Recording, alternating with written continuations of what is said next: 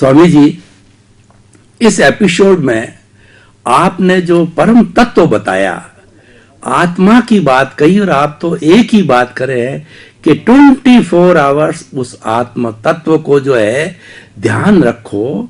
तो मैं उसके गुणों के बारे में आपसे चर्चा करना चाहूंगा, समझना चाहूंगा कि आखिर जिस आत्म तत्व की आप बात कर रहे हैं उसके गुण कौन कौन से हैं, क्योंकि मूल तत्व के गुणों को, उसके लक्षणों को हम नहीं पहचानेंगे तो हम अनुभूति कैसे करेंगे। तो आत्मा के गुणों में एक एक करके मैं आपसे जो कठिन गुण हैं जो कि हमारे आते हैं गुणों के लिस्ट के अंदर, तो 2 शब्दों से मैं आपसे इसकी जानकारी चाहूंगा कि शुद्ध आत्मा को टंकोत्कीर्ण और अव्ययबाद कहा है। दोनों बहुत बड़े गुण हैं, तो कृपया इसके बारे में प्रकाश डालिए कि हमारी शुद्ध आत्मा किस तरीके से टंकोत्कीर्ण है और किस तरीके से अव्ययबाद है। जय सच्चिदानंद, नमस्कार। बहुत बड़ी बात है आत्मा की गुण। आत्मा के गुण क्या है? वैसे आत्मा के तो अनंत गुण शास्त्रों में बताया गया है। मुख्यत्वे 4 गुण हैं: अनंत ज्ञान, अनंत दर्शन, अनंत सुख और अनंत शक्ति। ये उनके 4 मुख्य गुण हैं। इसके अलावा ये जो टंकोत्कीर्ण बताया और अव्ययबाद स्वरूप बताया, बराबर ना, ये दोनों भी गुण हैं। तो हम पहले अव्ययबाद और टंकोत्कीर्ण लेते हैं, बाद में 4 गुण की बात करें। मुख्य टंकोत्कीर्ण का मतलब क्या होता है? जैसे तेल, पानी के अंदर तेल डालोगे तो दोनों मिक्सिंग नहीं होता है, अलग ही रहता है। ऐसे शरीर के अंदर आत्मा भी टंकोत्कीर्ण है। शरीर के अंदर होते हुए भी शरीर से अलग है। शरीर भी अलग और आत्मा भी अलग, दोनों मिक्सिंग नहीं है, साथ है, पैरेलल है, मगर एक दूसरे कंपाउंड नहीं हो गए, कंपाउंड नहीं हुआ। तो टंकोत्कीर्ण है और टंकोत्कीर्ण ही रहेगा। प्रश्न शरीर और आत्मा दोनों एक हो गया है, वो नहीं है। प्रश्न शरीर और आत्मा 2 होते हुए भी भ्रांति से सिर्फ मैं शरीर हूं ऐसा मानना, वो अज्ञान है। आत्मा होते हुए भी आत्मा नहीं मानना और शरीर होते हुए शरीर को ही मैं मानना, बस ये अज्ञानता है। तो टंकोत्कीर्णवत का मतलब होता है दोनों अलग है और अलग ही रहेंगे, मगर उसके बीच जो भ्रांति है कि मैं शरीर हूं, वो निकालना है। क्योंकि आत्मा जो है और शरीर है, ये दोनों का तो अस्तित्व है, मगर शरीर का अस्तित्व कर्म की भुगतान तक ही है और आत्मा का अस्तित्व परमानेंट है। तो वास्तव में मैं परमानेंट हूं या टेम्पररी हूं? क्योंकि मैं जो हूं वो मेरे को बनाने वाला कोई नहीं है, मगर जो शरीर है इसको जन्म देने वाली माता है और ये शरीर को बनाने वाला कुदरत है, चलाने वाला कुदरत है और डिस्ट्रॉय करने वाला कुदरत है, हर संजोग को देने वाला कुदरत है। तो मैं शरीर कैसे हो सकता हूं? जन्म भी माता ने दिया, शरीर कुदरत ने बनाया, शरीर कुदरत चलाती है, शरीर का अन्न कुदरत लाती है, कर्मों के भुगतान कुदरत देती है, इसमें मेरा रोल कहां है? तो ये मानना है कि मैं टंकोत्कीर्ण हूं, यानी शरीर अपने स्वभाव में है, मैं मेरे स्वभाव में हूं। हम दोनों एक नहीं थे, एक थे नहीं, एक है नहीं और एक होगे भी नहीं। तो ये टंकोत्कीर्ण है। लाखों अवतार होने के बावजूद भी आत्मा और प्रकृति कंपाउंड नहीं होती है, सेपरेट ही है और सेपरेट ही रहेगी, मगर हमको दृष्टि से सेपरेट देखना है, सेपरेट अनुभव करना है। ये हमारा पुरुषार्थ है। क्योंकि दृष्टि में अज्ञान है, तो वो मिटाओगे तभी सेपरेशन होते हैं, वो मालूम होगा। अज्ञान नहीं निकलेगा तो सेपरेशन का अनुभव नहीं होगा। तो बहुत ही इंपॉर्टेंट बात है, आत्मा टंकोत्कीर्णवत है। दूसरी बात है आत्मा अव्ययबाद स्वरूप है। अव्ययबाद का मतलब होता है ये जो मन वचन काया है वो बाधा पीड़ा स्वभाव वाला है, यानी पाप और पुण्य की भुगतान करने का साधन है ये मन वचन काया। मगर मैं यानी आत्मा वो पाप पुण्य की भुगतान करने का साधन नहीं है, इसलिए मन वचन काया को बाधा पीड़ा स्वभाव वाला बताया और आत्मा को अव्याबाध स्वभाव वाला बताया। आत्मा में बाधा पीड़ा नहीं है, आत्मा में जो सुख है वो शाश्वत सुख है, आता जाता नहीं है, क्योंकि अनंत सुख वो आत्मा का स्वभाव है। तो स्वभाव का मतलब आना जाना नहीं है। और संसार में जो सुख होता है, दुख मिलता है, वो तो कर्मों का स्वभाव है, आएगा भी और चला जाएगा, दुख भी आएगा जाएगा, सुख भी आएगा जाएगा। तो कहने का मतलब होता है मन वचन काया को बाधा पीड़ा होती है, आत्मा का स्वभाव बाधा पीड़ा वाला नहीं है। तो मन वचन काया बाधा पीड़ा स्वभाव वाले हैं और मैं मन वचन काया से मुक्त ऐसा शुद्ध आत्मा अव्याबाध स्वभाव वाला हूँ। ये दोनों बात समझ में आ गई, टंकोत्कीर्ण और बाधा पीड़ा स्वभाव। अभी 4 मुख्य गुण जो है आत्मा के, मुख्य 4 गुण है, अनंत ज्ञान, अनंत दर्शन, अनंत सुख और अनंत शक्ति। ये 4 मुख्य गुण है। ये मुख्य जो गुण है वो शाश्वत गुण है, वो क्रियान्वित गुण नहीं है, अन्वय गुण है। क्रियान्वित गुण का मतलब होता है वो एक्शन में आता है, दिखता है, आम लोग भी अनुभव करते हैं। अन्वय गुण और शाश्वत गुण का मतलब होता है इनबिल्ट एंड परमानेंट, वो कभी आता जाता नहीं है और फिजिकल फॉर्म में दिखता भी नहीं है। तो ये गुण कैसे हैं? तो आत्मा के अंदर जो अनंत ज्ञान है, एग्जाम्पल लेते हैं अनंत ज्ञान। अनंत ज्ञान का मतलब क्या है? दुनिया के सभी ज्ञानों का टोटल वो अनंत ज्ञान नहीं है। अनंत ज्ञान शब्द क्वालिटी वाचक है, क्वांटिटी वाचक नहीं है। तो क्वालिटी और क्वांटिटी में डिफरेंस क्या है? क्वांटिटी का मतलब होता है मल्टीपल और क्वांटिटी वाला हर सब्जेक्ट का ज्ञान, इसको अनंत ज्ञान, इसको कहते हैं ज्ञान, क्वांटिटी। क्वालिटी का मतलब होता है दुनिया के हर ज्ञान जो है, हर प्रकार का जो ज्ञान है, शाब्दिक ज्ञान कहो, शास्त्रीय ज्ञान कहो, शब्दों का और क्रिया का ज्ञान कहो, साधनों का ज्ञान कहो, संयोगों का ज्ञान कहो, ये सब ज्ञान जो है ये क्वांटिटी वाला ज्ञान है। मगर ये क्वांटिटी वाला ज्ञान मेरे को आकर्षित नहीं कर सके, मेरे स्थिरता को हिला नहीं सके। ऐसा मैं खुद ही अनंत ज्ञान वाला हूं। मगर वो ज्ञान कैसा है? वो क्वालिटी है, क्वांटिटी नहीं है। कई लोगों को ये बात समझने में दिक्कत आती है कि what is the difference between quality and quantity. तो मैं आपको एक उदाहरण से समझाऊंगा।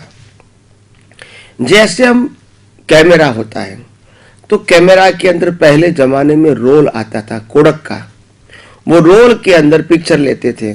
तो वो रोल आता था 16 का, 32 का, 64 का, ऐसा रोल आता था। तो जैसे 32 का रोल है तो आप 1 पिक्चर लोगे, फिर 2 पिक्चर लोगे, फिर 3 पिक्चर लोगे, तो मैक्सिमम कितना लोगे? 32 लेंगे। तो 32 पिक्चर ले सकते हैं रोल के अंदर। इसको कहते हैं क्वांटिटी। क्या बोलते हैं? क्वांटिटी। तो दुनिया के जितने भी ज्ञान है वो क्वांटिटी वाचक है। मगर आत्मा में क्वालिटी है। तो क्वालिटी का मतलब होता है, ये स्थूल एग्जाम्पल के अंदर जब मिरर होता है और मिरर में अनंत प्रतिबिंब होते हैं, तो भी वो मिरर हाउसफुल नहीं होता है, क्योंकि वो क्वालिटी वाचक है। क्वांटिटी में फुल हो जाता है, क्वालिटी में फुल नहीं होता है। अनलिमिटेड पिक्चर, क्या बताया? Unlimited picture. और कभी हाउसफुल नहीं होगा। मगर क्वांटिटी में क्या हो जाता है? काउंट करते करते धीरे धीरे फुल हो जाएगा, क्योंकि उसकी लिमिट है। तो इसीलिए आत्मा के अंदर अनंत ज्ञान का मतलब होता है दुनिया के कोई भी प्रकार के रिलेटिव सत्य के ज्ञान को अगर ओपन करना है तो वो कर सकते हैं, मगर उनके अंदर ये ज्ञान का प्रभाव नहीं है, क्योंकि वो खुद ही अनंत ज्ञान वाला है। तो उसकी खुद की क्वालिटी ऐसी है कि विनाशी ज्ञान इसको प्रभावित नहीं करे, अवस्था का ज्ञान इसको प्रभावित नहीं करे, रिलेटिव सत्य का ज्ञान इसको प्रभावित नहीं करे। ऐसा मूल अनंत ज्ञान उसके अंदर है। तो ज्ञान वो क्वालिटी वाचक होने के नाते कितने भी ज्ञान आते जाते रहेंगे, इसको कोई फर्क नहीं होगा। ऐसे ही अनंत दर्शन है। अनंत दर्शन का मतलब होता है ये जो दुनिया जो चल रही है उसमें सबकी मान्यता संजोगों के अधीन अलग अलग है। कैसे अलग अलग है कि ये मैंने बनाया, ये मेरा है, ये तेरा है, ये मैंने किया, ये सबकी अलग अलग मान्यता संजोगों में होती है। तो संजोगों में सब व्यक्तियों के साथ और सब संजोगों के अंदर और सब साधनों के अंदर मान्यता अलग अलग हो सकती है। जैसे मकान का मैं मालिक हूं, दूसरा कहेगा मैं आपका गेस्ट हूं, तीसरा कहेगा कि ये कार मेरी है, आप कहेंगे साइकिल मेरी है। तो अवस्था अलग अलग हो सकती है। मगर ये जो ज्ञान है वो तो लिमिटेड ज्ञान है, दर्शन है मगर लिमिटेड ज्ञान है। अवस्था का ज्ञान का मतलब दर्शन है, मगर आपको जो ज्ञान है वो लिमिटेड ज्ञान है। तो इसीलिए इसको मिथ्या दर्शन कहा या तो व्यवहार दर्शन कहा। क्या कहा? व्यवहार दर्शन, मिथ्या दर्शन। हाँ, तो भी उसमें सनातन दर्शन क्या है? तो सनातन दर्शन ये है कि मन वचन काया की अवस्था मात्र कुदरती रचना है, तो वो सनातन दर्शन हो गया। फिर अवस्था का ज्ञान जानने की जरूरत नहीं है। एक ही टाइटल कुदरती रचना, फिर नो डिटेलिंग ऑफ एनी अवस्था। अगर अवस्था में चले गए they create so many confusion in your life. मगर अवस्था को स्टैंडर्ड फॉर्म में देखा, सनातन सत्य के फॉर्म में देखा, कुदरती रचना, तो फिर पजल ही नहीं। तो पजल को मिटाने के लिए अनंत ज्ञान मतलब अनंत दर्शन चाहिए। अनंत दर्शन होगा तो दुनिया का कोई पजल आपको पजल स्वरूप लगेगा नहीं, सिर्फ हिसाब आएगा और चला जाएगा, मगर पजल नहीं रहेगा। क्योंकि आप हर हिसाब को क्या देखते हैं? कुदरती रचना। तो फिर वो पजल नहीं है, आया भी अपनी हिसाब से है और जाएगा भी हिसाब से। व्यक्ति कहो, वस्तु कहो, लक्ष्मी कहो, साधन कहो, संपत्ति कहो, सत्ता कहो, वो भी आएगा जाएगा हिसाब से। तो इसमें मेरे को कंफ्यूज होने की जरूरत ज्ञाता दृष्टा रहेगा। तो ज्ञाता दृष्टा का मतलब कैसे रहेंगे? ज्ञाता दृष्टा रहना है, मगर कुदरती रचना समझोगे तभी ज्ञाता दृष्टा रहेंगे, नहीं तो इन्वॉल्व हो ही जाएंगे। क्योंकि अज्ञान मिटाने के लिए विज्ञान का ऑप्शन चाहिए। तो विज्ञान सैद्धांतिक ज्ञान आपके पास होगा तभी वो अज्ञान मिटेगा। आप समझे ना?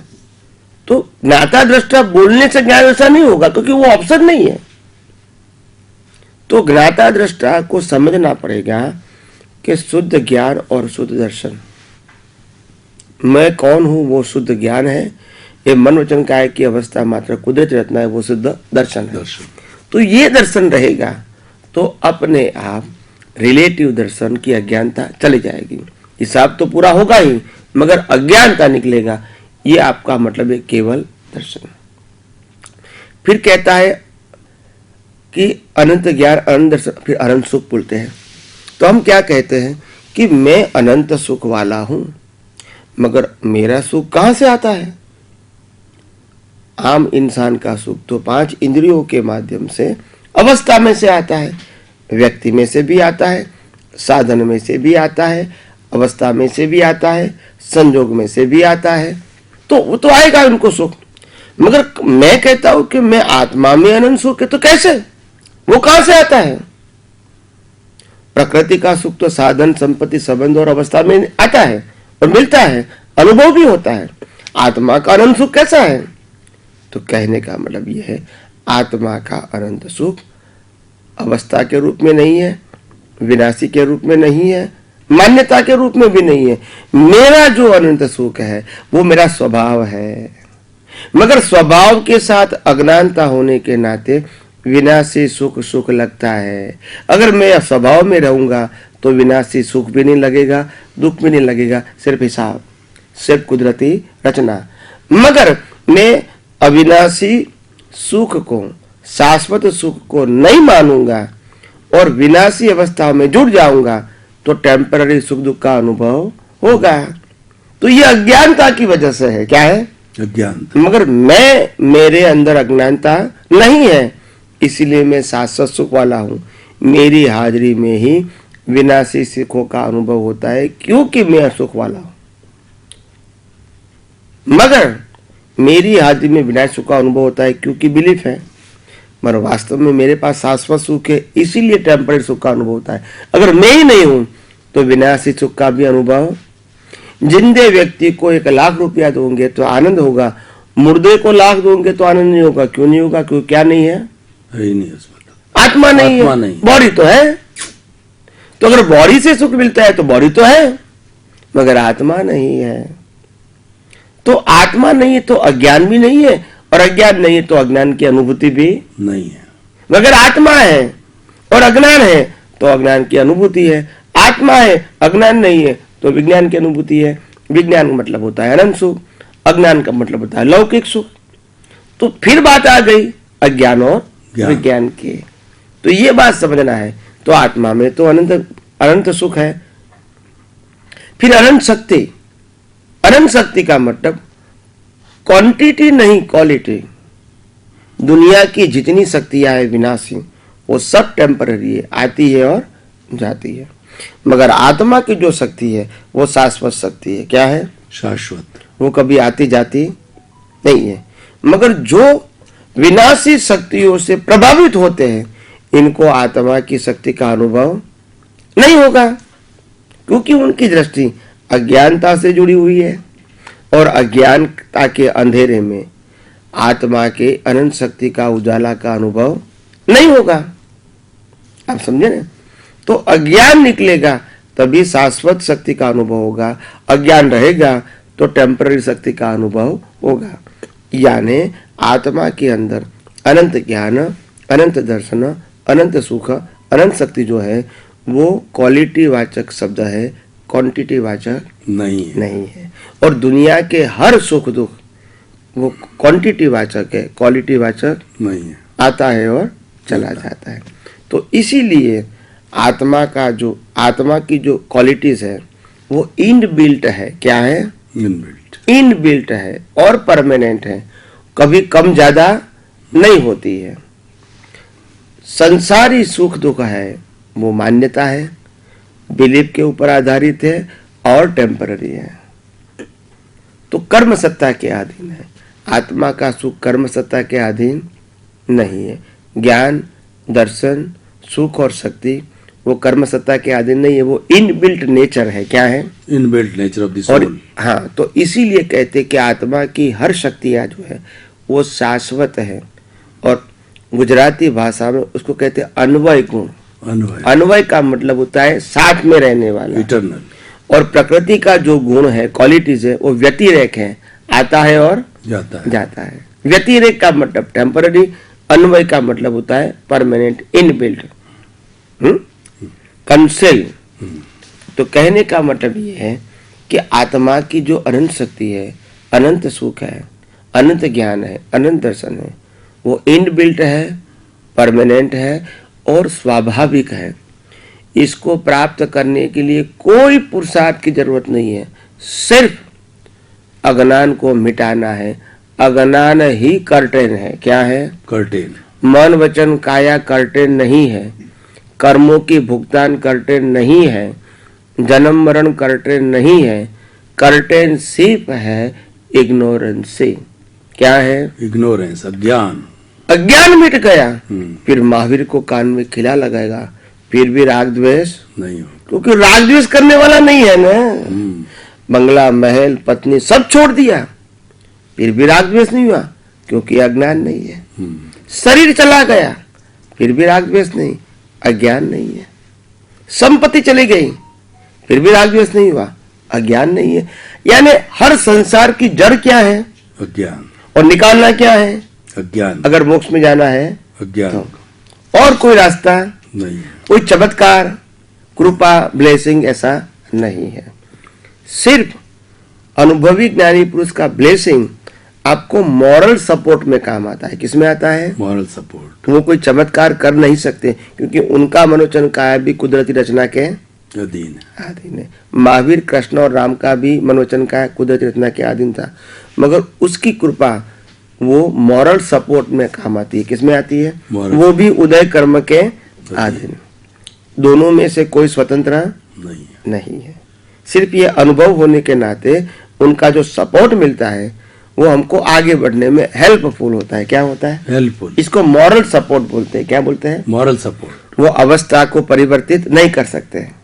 रामकृष्ण महावीर खुद की अवस्था को परिवर्तित नहीं कर सके तो दूसरे को कैसे कर सकेंगे? नहीं कर सकते। यानी ऐसी अज्ञानता की जरूरत नहीं है। तो ये विज्ञान को जैसे जैसे समझोगे तो मालूम होगा कि आत्मा की हर क्वालिटी परमानेंट है, प्रकृति की हर क्वालिटी टेम्पररी है, और टेम्पररी से टेम्पररी का अनुभव होगा और परमानेंट से परमानेंट का अनुभव होगा।